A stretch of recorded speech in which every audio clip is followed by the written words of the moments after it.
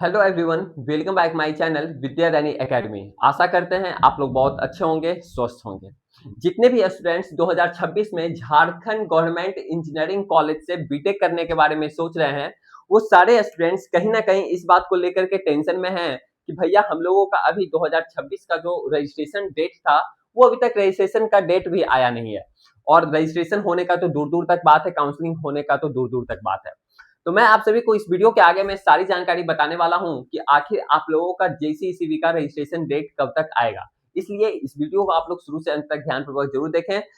जबकि आपका अगर 2025 के डाटा की बात किया जाए तो आप लोगों का जो जेसीईसीबी का जो रजिस्ट्रेशन का जो डेट था वो आप लोगों का 26 अप्रैल से स्टार्ट था और आज आप लोगों का 22 जून हो चुका है इस बार 2026 में। लेकिन अभी तक रजिस्ट्रेशन को लेकर के कहीं कुछ अभी तक अपडेट नहीं आया है। लेकिन हम आप सभी को बताने वाले हैं कि आखिर आप लोगों का कब तक आने वाला है, हमें कहां से पता चला, ये भी हम आप लोगों को सारी जानकारी बताएंगे। ठीक है, जेसीईसीबी का ऑफिशियल साइट है ये आप लोगों का। ठीक है, और यहाँ पे क्या होता है कि हर एक राउंड में आप लोगों का रजिस्ट्रेशन होता है। यानी हर एक राउंड में कहने का मतलब कि जो स्टूडेंट्स अगर फर्स्ट राउंड में रजिस्ट्रेशन नहीं कर पाए तो वो आप लोग सेकंड राउंड में भी रजिस्ट्रेशन अपना कर सकते हैं, कहीं कुछ प्रॉब्लम नहीं है। और कई सारे स्टूडेंट्स का एक दो दिन पहले मैसेज आ रहा था, कॉल करके पर्सनली पूछ रहे थे कि भैया मेरा 90 परसेंटाइल है, मेरा 92 परसेंटाइल है, मेरा 93 परसेंटाइल है, मेरा 85 परसेंटाइल है, हम इस कैटेगरी से बिलोंग कर रहे हैं, ओबीसी कैटेगरी से बिलोंग कर रहे हैं, ईडब्ल्यूएस कैटेगरी से बिलोंग कर रहे हैं। और सारे स्टूडेंट का सपना रहता है कि भैया हम अगर झारखंड में अगर पढ़ रहे हैं तो मुझे बीआईटी सिंदरी का ही सारे स्टूडेंट्स का टारगेट रहता है कि भैया मेरा बीआईटी सिंदरी में एडमिशन हो जाएगा। क्योंकि बीआईटी सिंदरी जो कॉलेज है ये काफी पुराना कॉलेज है। ये आपका 1949 का ही बना हुआ है और यहाँ का आरओआई वगैरह भी काफी बेहतर है। यानी आरओआई तो बोल ही नहीं सकते, फी वगैरह काफी कम है और प्लेसमेंट भी काफी अच्छा लगता है।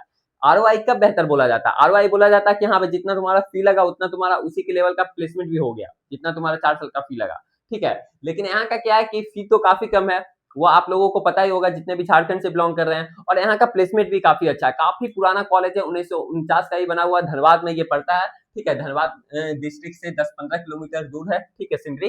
ओके, तो कॉलेज काफी बेहतर है। तो क्या भैया मेरा इस परसेंटाइल पे इस कॉलेज में एडमिशन हो जाएगा? देखिए, अगर आप लोग अच्छे तरीके से चॉइस फिलिंग वगैरह करते हैं, जिनका परसेंटाइल अच्छा है, ठीक है, जिनका रैंक अच्छा है, तो उनका तो आराम से एडमिशन हो जाएगा। लेकिन जिनका थोड़ा परसेंटाइल मान लिया जाए 80 परसेंटाइल आ जाता है, जिनका मान लिया जाए 82 परसेंटाइल आ जाता है, ठीक है, और वो ईडब्ल्यूएस कैटेगरी से बिलोंग करते हैं, फीमेल में आते हैं। ठीक है, और झारखंड तो डोमिसाइल है ही। ओके, अगर वो ईडब्ल्यूएस कैटेगरी से बिलोंग करते हैं, ओबीसी कैटेगरी से बिलोंग करते हैं और आपका भी 80 परसेंटाइल है, 82 परसेंटाइल है, 83 परसेंटाइल के बीच में लाइक कर रहे हैं या 78 परसेंटाइल है, तो उसमें क्या होता है कि चॉइस फिलिंग पे थोड़ा बहुत ज्यादा डिपेंड होता है। ठीक है, क्योंकि देखिए काउंसलिंग जो होता है 3 फैक्टर पे डिपेंड करता है। ठीक है, मेनली पहला तो हो जाता है आपका रैंक पे। ठीक है, जो आपका रैंक बना वो तो भाई।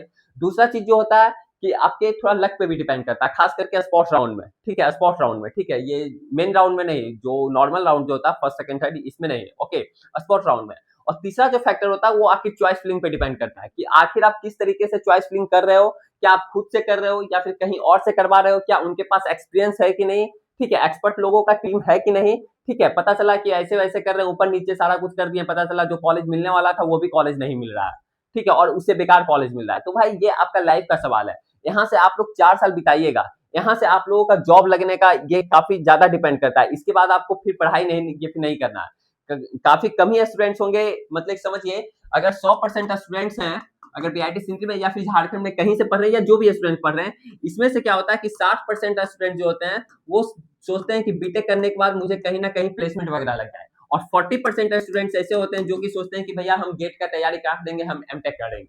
ठीक है, मतलब कि उनका ये चीज होता है। और कई सारे स्टूडेंट गवर्नमेंट सेक्टर में भी चले जाते हैं, लेकिन 60% स्टूडेंट का ये सपना होता है कि भैया हमको बीटेक करने के बाद कहीं ना कहीं प्लेसमेंट वगैरह लग जाए। और क्यों नहीं भाई, आप लोग जहां से 4 साल बीटेक कीजिएगा तो आपका तो प्लेसमेंट का आप लोग सोचिएगा ही, ऐसा तो कुछ है नहीं। ठीक है, तो यही चीज ये इस चीज पे डिपेंड करता है कि अगर आपको अच्छा कॉलेज में एडमिशन मिल जाता है, सही ब्रांचेज मिल जाता है, तो वहां से प्लेसमेंट लगने का काफी ज्यादा चांसेस रहता है। और वहीं आप खराब लो लेवल का कॉलेज चले जाइएगा, ठीक है, तो फिर प्लेसमेंट वगैरह का काफी सपना मतलब उस तरीके से फिर ये हो जाता है, कंपनी आती ही नहीं है। और कंपनी नहीं ये फिर नहीं आती है तो फिर प्लेसमेंट वगैरह उस तरीके से लगती नहीं है ऑन कैंपस। और ऑफ कैंपस पे या फिर प्लेसमेंट का बात किया जाए तो ऑफ कैंपस में तो इतना ज्यादा कंपटीशन हो जाता है कि फिर समझ ही सकते हो आप। ठीक है, क्योंकि उसमें ऑल ओवर इंडिया का बैठता है। सपोज दैट अगर इंफोसिस कंपनी आई आपके कॉलेज में, सपोज दैट बीआईटी सिंदरी में फॉर सीएससी के लिए या फिर कोई भी ब्रांच के लिए, ओके, इन्फोसिस आई तो आपके कॉलेज में अगर आई तो क्या कॉलेज वाले ही ना बच्चे रहेंगे, तो उसमें थोड़ा कंपटीशन कम रहता है। ये आपका ऑन कैंपस हुआ,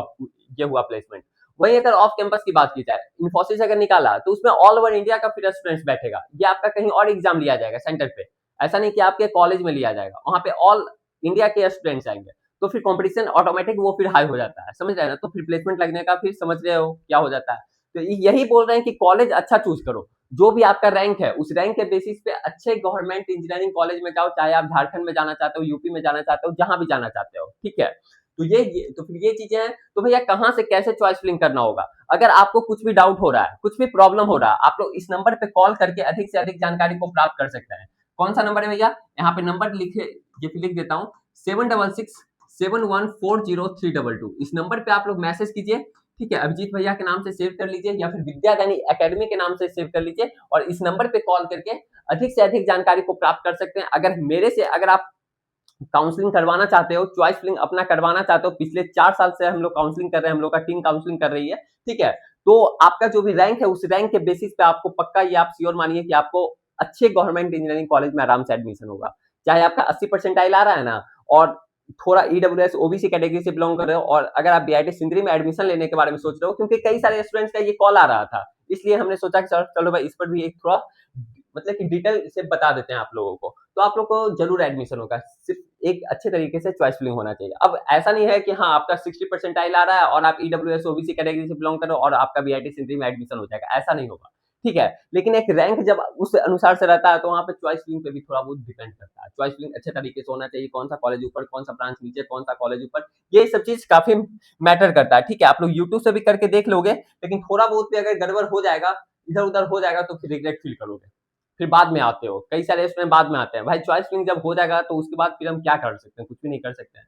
तो तो फिर ये चीजें हैं। और जेसीसीबी का जो आप लोगों का जो अपडेट है, ये आप लोगों का हो सकता है कि लास्ट वीक ऑफ जून तक, आज आप लोगों का 22 जून हो चुका है, 5 से 6 दिन के अंदर आप लोगों का जेसीसीबी का ऑफिशियल साइट पे आप लोगों का अपडेट आ जाएगा, ठीक है। यहाँ पे अपडेट आ जाएगा, जैसा कि कॉल करने से मुझे पता चला था, ठीक है, कल ही मैंने कॉल किया था। ओके, तो आप लोग पैनिक मत होइए, आप लोगों का रजिस्ट्रेशन का डेट आप लोगों का आ जाएगा, ठीक है।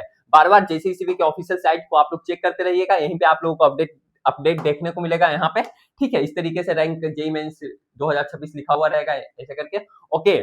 और जो भी जैसे ही जो भी अपडेट आएगा सबसे पहले आपको इन्फॉर्मेशन मिलता है और आगे मिलता भी रहेगा, इसलिए आप लोग चैनल को सब्सक्राइब कर लीजिए, बेल आइकन ऑन कर लीजिए, और जो भी डाउट है तो मैंने नंबर यहाँ पे लिख ही दिया है, ठीक है। इस नंबर पे कॉल करके अधिक से अधिक जानकारी को प्राप्त कर सकते हैं। तो फिर मिलते हैं आप सभी के साथ अगले वाले वीडियो में, तब तक के लिए बाय बाय।